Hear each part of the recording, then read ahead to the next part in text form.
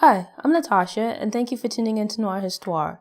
Depending on where you live, it might be summer or coming on to summer, and I've decided to review some lighter books as summer reading.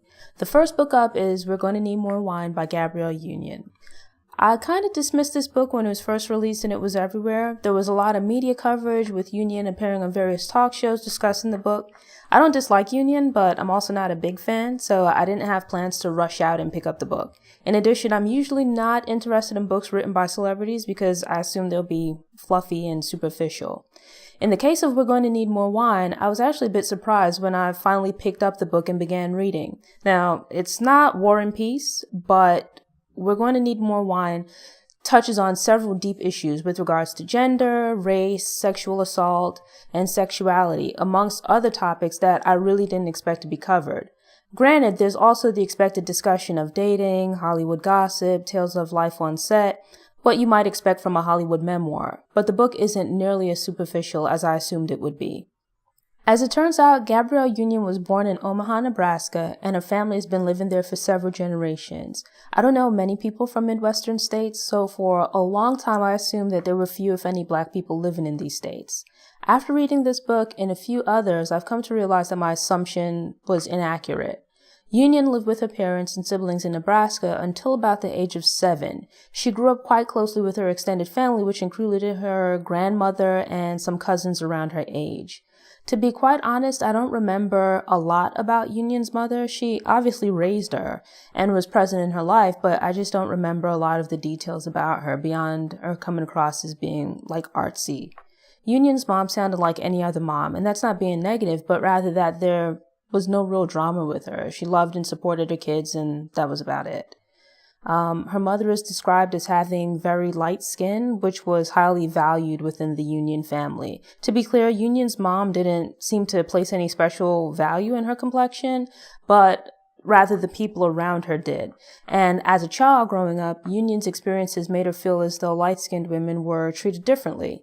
She saw that they were viewed as the standard of beauty, which made Union quite insecure about her own dark brown complexion. When Union's father had a job transfer to California, he moved the family to Pleasanton, a suburb located about 30 minutes from the San Francisco Bay Area. I can't remember if her mother previously lived in the Bay Area or had just visited, but she wanted to move to Oakland to be near the art scene.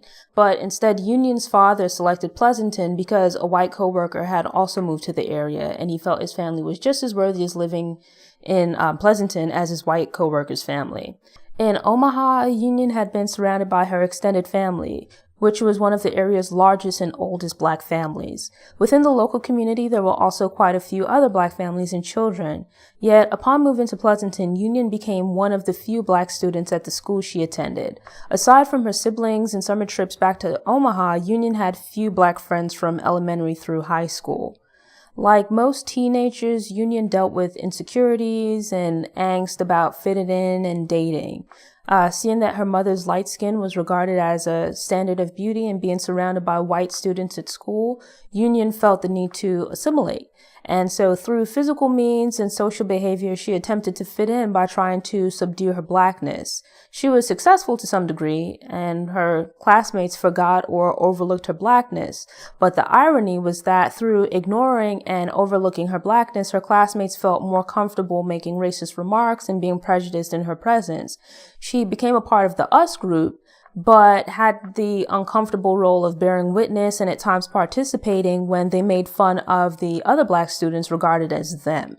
There are early signs of Union giving into peer pressure and being a bully. Her father also pushed her to excel academically, athletically, and socially. This competitive streak and fierce desire to be accepted continued as Union became a self-admitted bully in adulthood.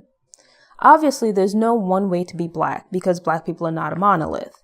But it's interesting that quite often media and people, whether Black, white, or otherwise, promote the idea that being Black involves personifying various stereotypes. Not having those traits renders a person as not Black enough.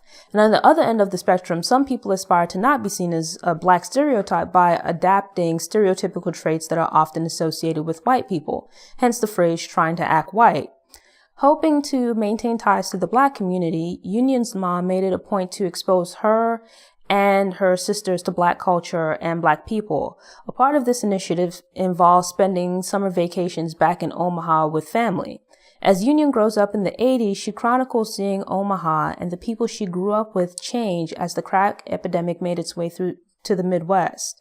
It's often told story, but sad nonetheless to hear about previously regular, solid families falling apart because of issues related to crack use and crime. People that you've known to be decent, doing things that you would have never imagined them being capable of. Union's high school years weren't that different from most other teenagers, so there wasn't anything truly groundbreaking, as it included teen angst, dating drama, and other shenanigans. But I was completely thrown off by the story of Keyshawn's vendetta. There's a riveting car chase that I thought was just crazy. I don't want to give too much away, but there's being a stand-up friend and then there's doing way too much. By no means should you be stalking anyone on behalf of your friend's honor, especially if your friend isn't tripping nearly as hard about it. Sprinkled throughout the book are Union's views on sex and sexuality. She details her sexual development as a teen, her first sexual experience, and then additional experiences as an actress in Hollywood. Some of the language is a bit crass for teens and people in general, but I agreed with her idea of discussing sex and sexuality with teens in an honest and open manner, especially her points about talking to young men and women to ensure that they're comfortable with their sexuality and develop a healthy outlook on sex. It's not incredibly graphic, but if you're offended by subtopics, this probably isn't the book for you, as Union is pretty straightforward and blunt. Trigger warning. Union was raped as a college student, and the book details the experience and its aftermath. I've read and seen firsthand accounts of individuals who've been sexually assaulted, and obviously the event itself is traumatic. But it's been said that reporting the assault and going through the judicial process can feel like being violated for a second time. So it was eye-opening to read about the events leading up to the assault, and infuriating to learn that it might not have occurred if the presence of a predator had been widely shared and preventative security measures had been taken. It was also frustrating and heartbreaking to read about the aftermath, which included her families being made aware of the assault and how they dealt with it, as well as Union's fear to leave her home, her participation in the prosecution of her attacker, and trying to readjust to life. It really made clear the importance of readily available resources, support for the victim, and the diligence of law enforcement and prosecutors. A good portion of the book is dedicated to Union's time in Hollywood, building her career as an actress.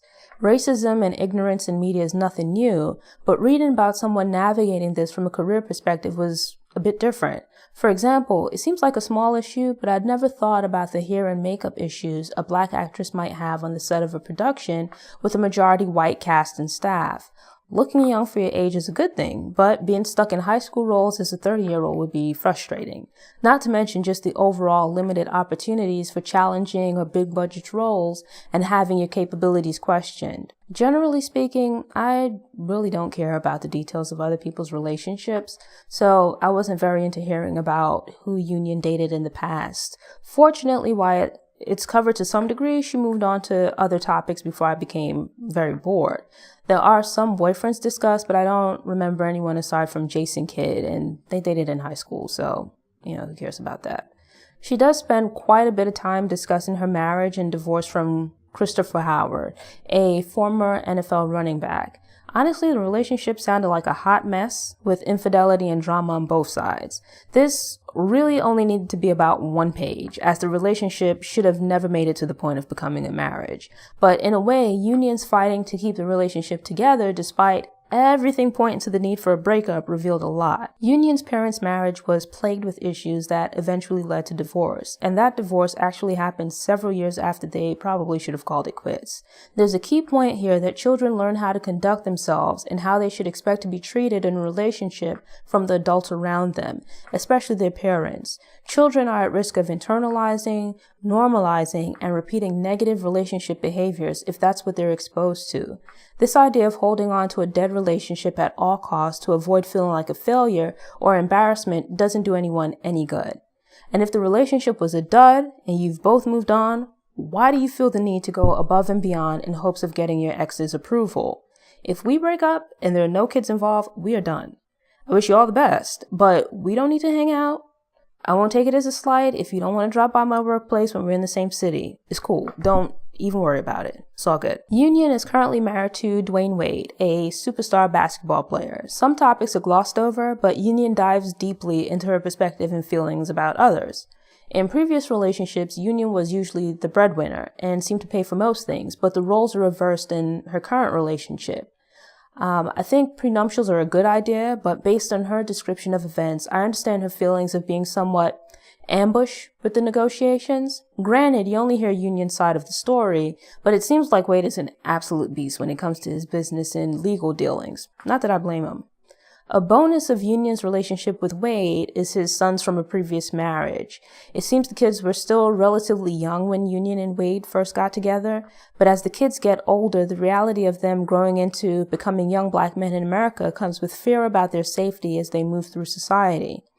Due to their dad's success as a basketball player, the kids live very privileged lives, yet they aren't famous in their own right, so there's concern when they move about their wealthy community where there are few, if any, other black families. I don't have any kids, so I can only imagine the thought and consideration that black people must put into deciding how and where they'll raise their kids.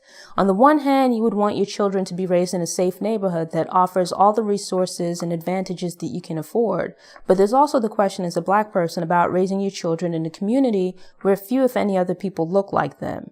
Depending on the city you live in, there might be few options for raising your children in a predominantly black middle to upper class neighborhood. If you want the best for your kids, do you raise them in a community that does not have all the resources and advantages that you would like to provide? Or do you raise them in a community that might have the resources you want, but that might make your children feel unwelcomed and possibly in danger? At the time of the book's release, Union had no children of her own. A large part of the media attention that We're Going to Need More Wine received focused on Union's reveal that she'd undergone several rounds of fertility treatments and suffered multiple miscarriages.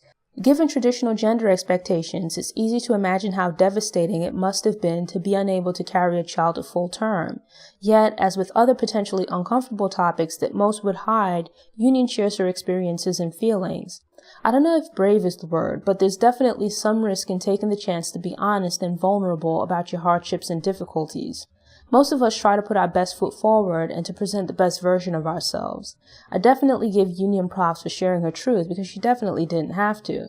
But her life experiences can serve as an opportunity to spark those hard conversations with others, as well as inspiration for people who are struggling to cope with and overcome trauma and setbacks in life. I recommend We're Going to Need More Wine as a good summer read, although it's actually a good book to read at any time of year. The book balances serious topics with funny moments, so you'll be able to read it and reflect by yourself or discuss points of the book with others, but it's not so heavy that it's going to get you down or throw you into a funk that makes you want to sit and brood.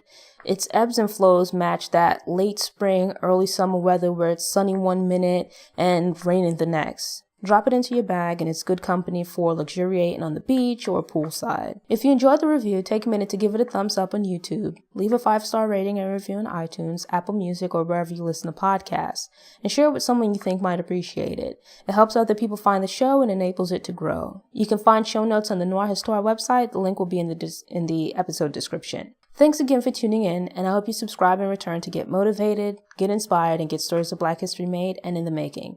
Until next time, take care. For more information about Noir Histoire, visit the Noir Histoire website. There you'll find text, video, and audio for each episode all in one place. Subscribe to the Noir Histoire newsletter to get fresh content delivered straight to your email inbox. You can also subscribe to the Noir Histoire YouTube channel for videos. If you're enjoying the content but would prefer to listen to audio, you can subscribe to the Noir Histoire podcast. Follow Noir Histoire on Facebook, Instagram, and Pinterest. Enjoy the rest of your day.